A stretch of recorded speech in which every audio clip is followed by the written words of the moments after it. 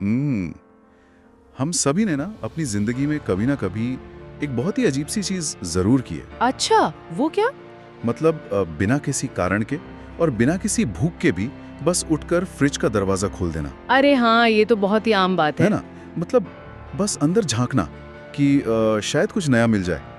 हमें अच्छे से पता होता है कि अंदर वही वही पुरानी पानी की बोतलें और बचा हुआ खाना रखा है। बिल्कुल।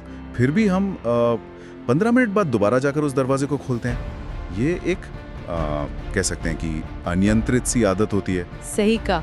और हम अक्सर बिना सोचे समझे ऐसा करते हैं। हाँ, और आज हम जिस विषय पर ये विस्तृत चर्चा कर रहे हैं, यानी हमारे आज के डीप डाइव के जो मिशन है, उसके नोट्स पढ़ते हुए मुझे बार बार उसी फ्रिज वाले लूप की याद आ रही थी। दिलचस्प तुलना है। बस फर्क इतना है कि आज वो फ्रिज हमारी जेब में है और हम उसे दिन में दर्जनों बार खोलते हैं, मतलब बिना किसी कारण के अपनी मोबाइल स्क्रीन को चेक करने के लिए। ये बिल्कुल वैसा ही व्यवहार है। मतलब फ्रिज में कुछ नया नहीं आता, फिर भी एक उम्मीद सी रहती है कि शायद कुछ बदल गया हो। हाँ, एक अजीब सी उम्मीद। ठीक वैसे ही जब हम अपना फोन उठाते हैं ना, तो हमें नहीं पता होता कि स्क्रीन पर क्या दिखने वाला है। कोई नया मैसेज हो सकता है, कोई नोटिफिकेशन हो सकता है, या शायद कुछ भी नहीं। मनोविज्ञान में इसे इंटरमिटेंट वेरिएबल रिवॉर्ड कहा जाता है। Intermittent variable reward? हाँ। इसका मतलब ये ठीक उसी तरह काम करता है जैसे कसिनो में कोई स्लॉट मशीन काम करती है। ओह अच्छा। हाँ, हमें नहीं पता कि इनाम कब मिलेगा, और यही जो अनिश्चितता है ना, ये हमारे दिमाग को बार बार उस स्क्रीन को चेक करने के लिए मजबूर करती है। तो मतलब हम अनजाने में ही जुआ खेल रहे हैं अपनी अटेंशन के साथ। बिल्कुल। और आज की हमारी इस चर्चा का जो केंद्र है वो भी यही है कि कैसे एक छोटी सी जरूरत एक बहुत ही गहरी और स्वास्थ्य को नुकसान पहुंचाने वाली आदत में बदल चुकी है। सही बात है। हम अक्सर बातों बातों में कह देते हैं कि मुझे तो कॉफी की लत है, या मुझे मीठे की बहुत लत है। हाँ, लत शब्द का हम बहुत आसानी से इस्तेमाल कर लेते हैं। एग्जैक्टली। लेकिन जब हम मोबाइल के संदर्भ में एडिक्शन या लत शब्द का इस्तेमाल करते हैं, तो जो सोर्स मटेरियल हमारे सामने है, जो डेटा है, वो एक बहुत ही स्पष्ट और सच कहूं तो थोड़ी डराने वाली लकीर खींचता है। बिल्कुल खींचता है। उसमें नियंत्रण खो देने की बात कही गई है। मैं बस ये समझना चाहता हूं कि एक कांच और धातु के चौकोर टुकड़े के सामने एक इंसान अपना नियंत्रण कैसे खो देता है। वो लकीर आखिर कहां पार होती है? देखिए, वो लकीर तब पार होती है जब तकनीक आपका इस्तेमाल करने लगती है, बजाय इसके कि आप तकनीक का इस्तेमाल करें। बाप रे, ये तो बहुत गहरी बात कह दी आपने। सच है ये। जब हम ये कहते हैं कि किसी ने नियंत्रण खो दिया है, तो इसका मतलब है कि व्यक्ति का जो तार्किक दिमाग है, जो लॉजिकल साइड है, वो जानता है कि उसे अभी अपना काम करना चाहिए, या रात हो गई है तो सोना चाहिए, लेकिन उसका अंगूठा खुद ब खुद स्वाइप कर रहा होता है। एग्जैक्टली, वो खुद ब खुद स्क्रीन को स्वाइप कर रहा है। इसके पीछे डोपामाइन नाम का एक रसायन काम करता है। डोपामाइन?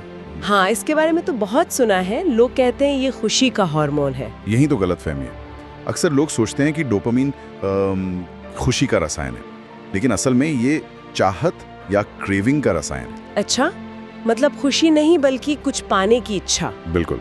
ये हमें कुछ नया खोजने के लिए प्रेरित करता है, और जो ऐप बनाने वाली बड़ी बड़ी कंपनियां हैं ना, वो इस न्यूरोलॉजी को बहुत बहुत अच्छी तरह समझती हैं। मतलब उन्होंने जानबूझकर ऐसा किया है। हाँ, उन्होंने ऐप्स को डिजाइन ही ऐसे किया है कि हमारा दिमाग हमेशा अगली नई चीज की तलाश में स्वाइप करता रहे, और इसी प्रक्रिया में हम समय पर से और अपने व्यवहार पर से नियंत्रण खो बैठते हैं। यानी हम बस एक लूप में फंसे हुए हैं जहां हमारा खुद का दिमाग ही हमारे खिलाफ हैक हो चुका है। बिल्कुल सही कहा। मजे की बात तो ये है कि शायद इस वक्त भी कई लोग हमारी ये चर्चा अपने मोबाइल फोन पर ही सुन रहे होंगे। इसकी बहुत ज्यादा संभावना है ना?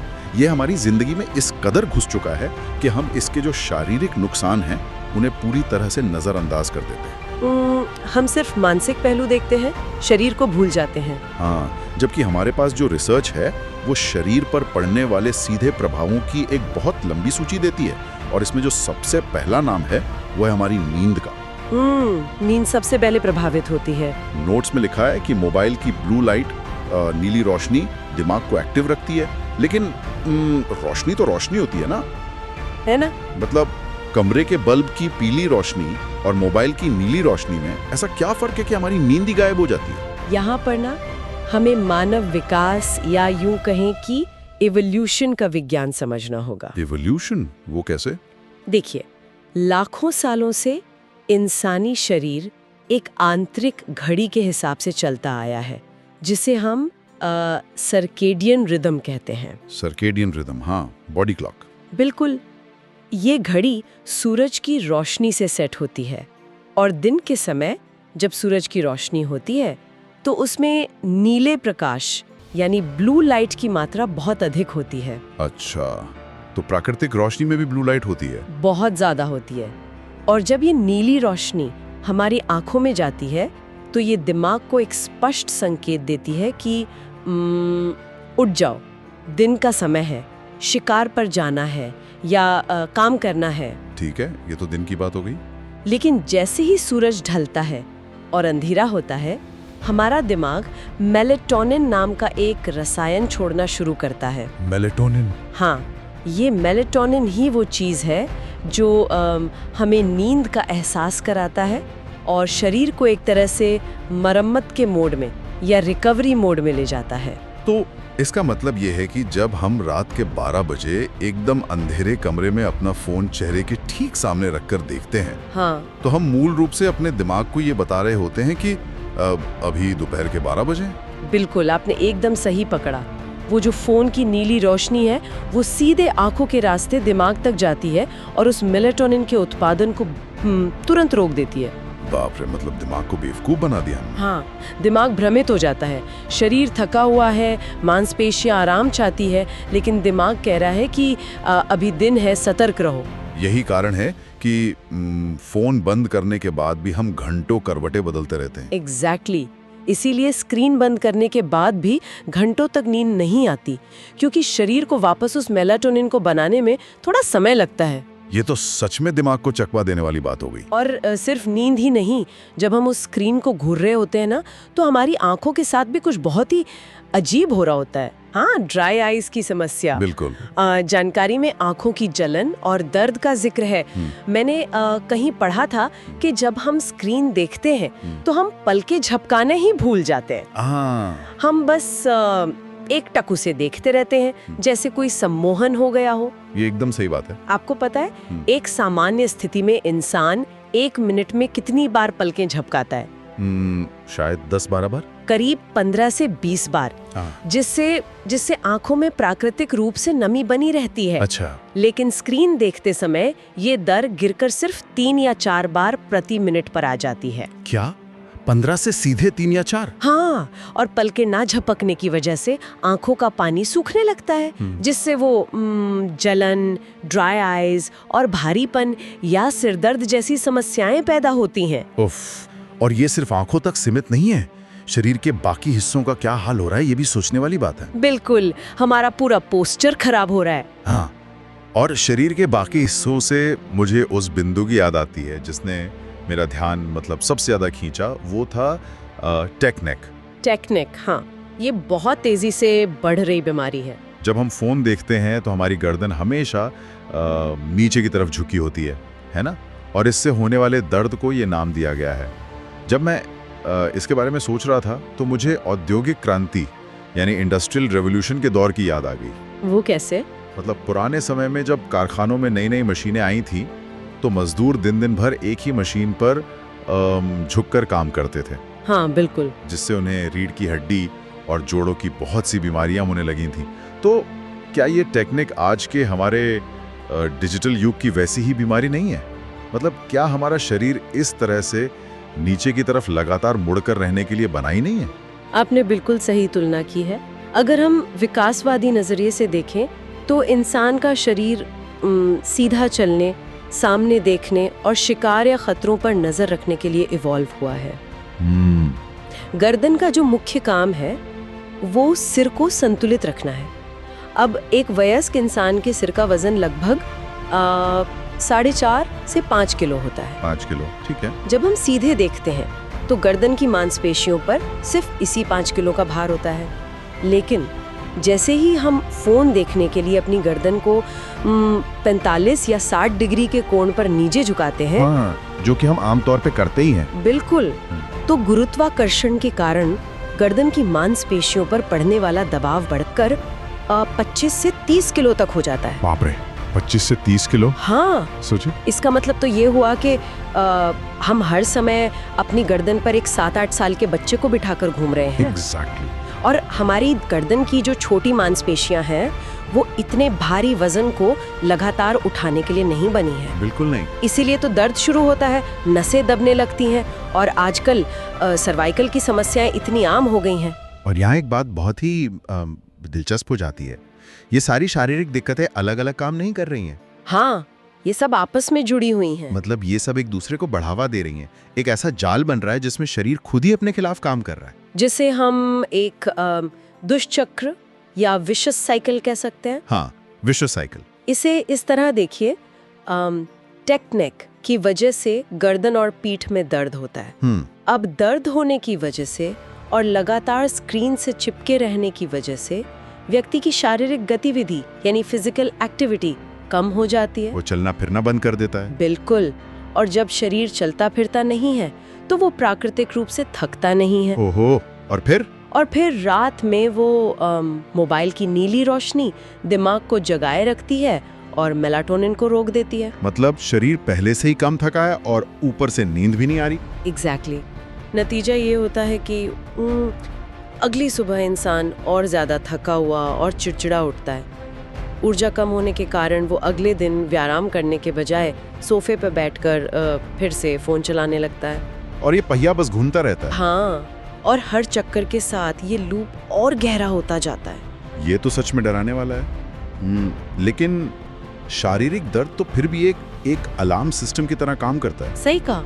मतलब अगर मेरी गर्दन में बहुत तेज दर्द होगा तो मैं मजबूर होकर फोन को नीचे रख ही दूंगा। लेकिन मुझे लगता है कि असली और कहीं ज्यादा गहरा नुकसान तो खामोशी से हो रहा है, हमारे दिमाग के अंदर। बिल्कुल, हमारे दिमाग के अंदर, क्योंकि हमारे मस्तिष्क में दर्द महसूस करने वाले रिसेप्टर्स नहीं होते। हाँ, ब्रेन को खुद दर्द महसूस नहीं होता। वो हमें बता नहीं सकता कि उसे चोट लग रही है। इस रिसर्च में मानसिक और संज्ञानात्मक यानी जो सोचना समझने की क्षमता पर जो असर बताया गया है वो तो शरीर के दर्द से भी ज्यादा खतरनाक लगता है। बिल्कुल। शारीरिक समस्याएं सतह पर हैं और हम उन्हें देख सकते हैं, लेकिन हमारा ध्यान, हमारा फोकस और हमारी याददाश्त, ये चीजें बहुत ही धीरे धीरे खत्म हो रही हैं। जब हम फोन पर हर 10 सेकंड में एक नया शॉर्ट वीडियो देखते हैं या काम करते हुए बार बार नोटिफिकेशन चेक करते हैं, तो हम अपने दिमाग को ये सिखा रहे होते हैं कि किसी भी एक चीज पर लंबे समय तक ध्यान लगाना जरूरी नहीं है। हाँ, ये तो मैंने भी महसूस किया है। आजकल बिना भटके 15 मिनट तक कोई एक लेख पढ़ना या कोई एक काम करना भी एक बहुत बड़ी उपलब्धि जैसा लगने लगा है। बिल्कुल। हम सोचते हैं कि हम मल्टीटास्किंग कर रहे हैं, बहुत सारे काम एक साथ निपटा रहे हैं, लेकिन असल में हम सिर्फ अपना ध्यान भटका रहे हैं। एग्जैक्टली। आपको पता है मानव मस्तिष्क मल्टीटास्किंग के लिए बना ही नहीं है। सच में? लेकिन हम तो दिन भर यही करते हैं। हम करने की कोशिश करते हैं। जब हमें लगता है कि हम एक साथ 2 काम कर रहे हैं, जैसे रिपोर्ट बनाना और साथ में व्हाट्सएप चेक करना। हाँ, तो असल में दिमाग बहुत ही तेजी से एक काम से दूसरे काम के बीच स्विच कर रहा होता है। मतलब वो एक साथ नहीं चल रहे। नहीं, इसे टास्क स्विचिंग कहते हैं। और हर बार जब दिमाग स्विच करता है तो उसे भारी ऊर्जा खर्च करनी पड़ती है। यही कारण है कि दिन के अंत में हम शारीरिक रूप से कोई मेहनत ना करने के बावजूद मानसिक रूप से पूरी तरह निचोड़े हुए या ड्रेन्ड महसूस करते हैं। ये बहुत ही अहम पॉइंट है। और ये तो सिर्फ काम की बात हुई। इसके अलावा अध्ययन में सोशल मीडिया और मानसिक तनाव के बीच जो सीधा संबंध बताया गया है वो बहुत चुभने वाला है। वो एंजाइटी वाला हिस्सा? हाँ, उसमें स्पष्ट लिखा है कि सोशल मीडिया पर दूसरों की जिंदगी देखने से हमारे अंदर अपनी जिंदगी को लेकर तुलना करने की आदत जन्म लेती है, जिससे तनाव और चिंता यानी एंजाइटी बहुत तेजी से बढ़ती है। बिल्कुल, तुलना इंसान को परेशान करती है। लेकिन यहाँ मेरे मन में हमेशा एक सवाल उठता है। मतलब इंसान का दिमाग तो बहुत तार्किक है, बहुत लॉजिकल है ना? हाँ, हम सभी जानते हैं कि सोशल मीडिया पर लोग अपनी जिंदगी का सिर्फ सबसे बेहतरीन 1% हिस्सा ही दिखाते हैं। हाँ, सब कुछ परफेक्ट लगता है वहाँ। हमें पता है कि तस्वीरों में फिल्टर लगे हैं, और एक अच्छी फोटो के पीछे 50 खराब फोटो छुपे हैं। अगर हमारा तार्किक दिमाग ये जानता है कि ये सब एक दिखावा है, तो फिर हमें चिंता क्यों होती है? ये बहुत अच्छा सवाल है। मतलब हम खुद को तकलीफ देने वाली चीज की तरफ बार बार क्यों जाते हैं? ये सवाल हमें वापस हमारी इवोल्यूशनरी बायोलॉजी यानी मानव विकास की जड़ों तक ले जाता है। कैसे? देखिए, लाखों सालों तक हमारे पूर्वज 50 या 100 लोगों के छोटे छोटे कबीलों में रहे हैं। ट्राइब्स में, हाँ। उस समय कबीले के भीतर अपनी जगह और अपनी अहमियत समझना हमारे जिंदा बचने के लिए सबसे ज्यादा जरूरी था। क्या बात। अगर आप कबीले में पीछे रह गए या आपको निकाल दिया गया तो आपका अस्तित्व खतरे में पड़ सकता था। मतलब सर्वाइवल का मसला था। बिल्कुल। इसलिए हमारा जो दिमाग है वो अपने आसपास के लोगों से खुद की तुलना करने के लिए हार्ड वायर्ड है। ये एक सर्वाइवल मैकेनिज्म है। ओह, तो हम मूल रूप से उसी आदिम दिमाग का, पुराने दिमाग का इस्तेमाल आज के डिजिटल दुनिया में कर रहे हैं। बिल्कुल। पहले हम अपनी तुलना उन 50 लोगों से करते थे जिन्हें हम व्यक्तिगत रूप से जानते थे, लेकिन आज हम दुनिया भर से तुलना कर रहे हैं। हाँ, आज हम इंस्टाग्राम या फेसबुक पर दुनिया के लाखों सबसे खूबसूरत, सबसे सफल और सबसे ज्यादा छुट्टियां मनाने वाले लोगों से अपनी तुलना कर रहे हैं। और दिमाग कंफ्यूज हो जाता है। एग्जैक्टली। हमारा जो तार्किक दिमाग है वो भले ही जानता हो कि ये सब फिल्टर हैं, लेकिन हमारे दिमाग का वो जो आदिम हिस्सा है जो हमारे अस्तित्व को लेके चिंतित रहता है, वो उस अंतर को देखकर खतरे का अलार्म बजा देता है। उसे लगता है कि हम अपने कबीले में सबसे पीछे रह गए हैं। बाप रे, ये तो बहुत ही गहरा एवोल्यूशनरी कनेक्शन है। और इसी निरंतर खतरे के एहसास से जन्म लेती है वो भारी चिंता और एंजाइटी जिसका सामना आज पूरी एक पीढ़ी कर रही है। तो स्थिति कुल मिला के ये है कि हम एक ऐसा दिमाग लेकर चल रहे हैं जो हजारों साल पुराना है, और हमारे हाथ में एक ऐसा सुपर कंप्यूटर है जिसे दुनिया के सबसे होशियार इंजीनियरों ने हमारी कमजोरियों का फायदा उठाने के लिए डिजाइन किया है। बिल्कुल। और ये लड़ाई आसान नहीं है। मुकाबला तो बिल्कुल भी बराबरी का नहीं है, लेकिन सबसे बड़ी दुविधा यह है कि हम इस फोन को उठाकर नदी में भी नहीं फेंक सकते। नहीं, वो तो संभव ही नहीं है ना? हाँ। रिसर्च में भी ये बात मानी गई है कि मोबाइल आज के समय की एक जरूरत है। मतलब काम, पढ़ाई, बैंक के बिल, अपनों से संपर्क, सब कुछ तो इसी डिब्बे के अंदर है। हाँ, हम पूरी तरह से कट नहीं सकते हैं। इसलिए इससे भागना कोई विकल्प नहीं है। हमें इसे प्रबंधित यानी मैनेज करना होगा।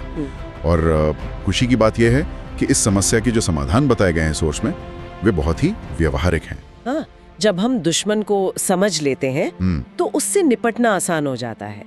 समाधान के तौर पर जो सबसे पहला और बुनियादी कदम सुझाया गया है वो है स्क्रीन टाइम लिमिट तय करना। मतलब ये जानना कि हम कितना समय कहाँ बिता रहे हैं। बिल्कुल। और दूसरा उपाय सीधे उस नीली रोशनी और नींद वाले विज्ञान से जुड़ता है जिसकी हमने अभी बात की थी। सोने से पहले वाला नियम। हाँ, सोने से कम 1 घंटा पहले मोबाइल को बंद कर देना या खुद से दूर किसी दूसरे कमरे में रख देना, जिससे शरीर को वो जरूरी मेलाटोनिन बनाने का समय मिल सके और दिमाग को पता चल सके कि भाई अब रात हो गई है। एग्जैक्टली। और उसी विशिष्ट साइकिल को, उस दुष्चक्र को तोड़ने के लिए जो तीसरा समाधान है वो है फिजिकल एक्टिविटी यानी शारीरिक गतिविधि बढ़ाना। ये बहुत जरूरी है। हाँ, जब हम दिन में खेलेंगे, वॉक करेंगे या एक्सरसाइज करेंगे तो शरीर प्राकृतिक रूप से थकेगा। बिल्कुल। और थके हुए शरीर को रात में नींद भी अच्छी आएगी, जिससे अगले दिन फोन पर कम समय बिताने की ऊर्जा मिलेगी।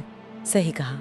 ये पुराने नुकसानदायक चक्र को तोड़कर एक नया स्वास्थ्यवर्धक चक्र बनाने का तरीका है।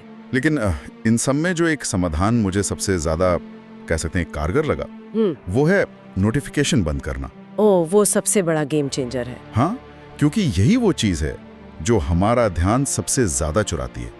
अगर मैं इसे एक तरह से देखूं तो मान लीजिए मैं एक ऐसे कमरे में बैठकर कोई बहुत जरूरी काम कर रहा हूं, जिसकी खिड़की एक बहुत ही शोर शराबे वाली, भीड़ भाड़ वाली सड़क की तरफ खुलती है। अब अगर मुझे शांति से काम करना है तो मुझे वो खिड़की बंद करनी ही पड़ेगी। बिल्कुल, वरना आप काम ही नहीं कर पाएंगे। मोबाइल के नोटिफिकेशन भी उसी सड़क के शोर की तरह हैं। जब तक वे बजते रहेंगे मेरा ध्यान उस खिड़की की तरफ जाता ही रहेगा। बहुत ही सटीक उदाहरण है ये। और यहाँ ये समझना जरूरी है कि वो शोर प्राकृतिक नहीं है। प्राकृतिक नहीं है मतलब सड़क पे गाड़ियों के हॉर्न जानबूझ के इसलिए बजाए जा रहे हैं ताकि आप अपना काम छोड़कर खिड़की से बाहर देखें। अच्छा। ये तो साजिश है एक तरह हाँ। की। हर नोटिफिकेशन, हर बीप, हर लाल रंग का बैज जो किसी ऐप पर दिखता है वो एक ट्रिगर है। उसका एकमात्र उद्देश्य आपका ध्यान खींचना है। जब आप अपने फ़ोन की सेटिंग्स में जाकर अनावश्यक ऐप्स के नोटिफिकेशन बंद कर देते हैं तो आप मूल रूप से उस शोरगुल वाली खिड़की को बंद कर देते हैं। शांति। बिल्कुल। इसका मतलब है कि अब आप खुद तय करेंगे कि आपको बाहरी दुनिया से कब जुड़ना है, ना कि कोई ऐप या कंपनी ये तय करेगी कि आपको कब अपना काम छोड़ना है। ये तो अपना नियंत्रण वापस लेने का बहुत बड़ा कदम है। हाँ, ये पावर वापस अपने हाथ में लेने वाली बात है। ये नियंत्रण वापस लेने की दिशा में सच में एक बहुत ताकतवर विचार है। हाँ।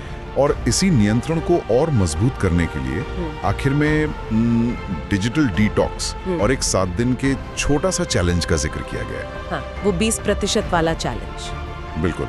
सुझाव ये है कि आज से ही अपने स्क्रीन टाइम को 20% कम करें और अगले 7 दिनों तक इसे बनाए रखें। मुझे ना शुरू में लगा कि अगर ये आदत इतनी ही बुरी है तो इसे 20% कम क्यों करना, मतलब पूरी तरह से 100% क्यों नहीं छोड़ देना चाहिए। क्योंकि मानव मनोविज्ञान पूरी तरह से किसी चीज को अचानक छोड़ने के खिलाफ काम करता है। अच्छा, वही डोपामाइन वाली बात। एग्जैक्टली। जब हम कोई बहुत बड़ा और चरम लक्ष्य बनाते हैं, जैसे मैं आज से 1 हफ्ते तक फोन नहीं छूंगा, जो कि कोई कर नहीं पाता। हाँ, क्योंकि दिमाग का वो डोपामाइन वाला हिस्सा बगावत कर देता है। उसे अचानक मिलने वाले रिवॉर्ड की कमी महसूस होती है और इंसान कुछ ही घंटों में हार मानकर फिर से फोन उठा लेता है। ये तो बहुत बार हुआ है मेरे साथ। लेकिन 20% ये एक बहुत ही छोटा और मापा जा सकने वाला लक्ष्य है। ये इतना छोटा है कि दिमाग इससे घबराता नहीं है। मतलब दिमाग को पता भी नहीं चलता कि हमने कटौती कर दी। हाँ, लेकिन इतना बड़ा जरूर है कि 7 दिनों में आपको अपनी नींद और अपने फोकस में सुधार साफ नजर आने लगेगा।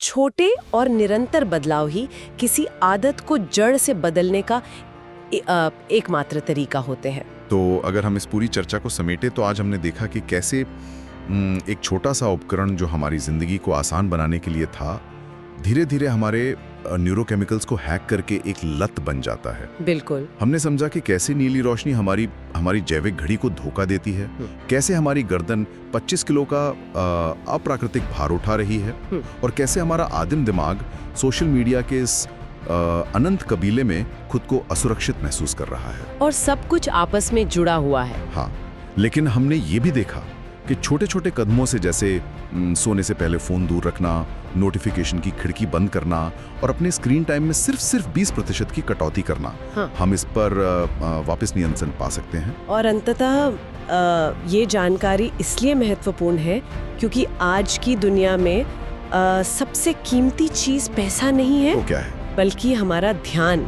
या हमारी अटेंशन है। सही बात है। जब हम अपने फोन के इस्तेमाल को लेके सचेत हो जाते हैं तो हम सिर्फ अपना समय नहीं बचाते, बल्कि अपनी सोचने समझने की क्षमता और अपनी मानसिक शांति को भी सुरक्षित करते हैं। और जाते जाते इसी से जुड़ा एक आखिरी विचार। हमने बात की कि सोशल मीडिया पर हम दूसरों की हाईलाइट रील देखते हैं और अपनी जिंदगी से उसकी तुलना करके दुखी होते हैं। लेकिन जरा सोचिए, अगर हम सच में उस 7 दिन के चैलेंज को अपना लें और अपने फोन का इस्तेमाल सिर्फ 20% कम कर दें, तो हमारे पास दिन का कितना सारा खाली समय बचेगा। बहुत समय बचेगा। उस खाली समय में दूसरों की चमकती हुई फिल्टर लगी जिंदगी को खिड़की से झांकने के बजाय हम अपनी खुद की जिंदगी के किन पहलुओं पर ध्यान देना शुरू कर देंगे। ये सोचने वाली बात है। अगर हम बिना बात के बार बार उस फ्रिज का दरवाजा खोलना बंद कर दें तो शायद हम मुड़कर देख पाएं कि घर के बाकी कमरों में कितनी अच्छी धूप आ रही है और कौन हमारे साथ उस धूप में बैठने का इंतजार कर रहा है। बहुत खूबसूरत विचार है। उस धूप को महसूस कीजिए। इसी विचार के साथ हम आपको यहीं छोड़ जाते हैं। सोचने के लिए बहुत कुछ है।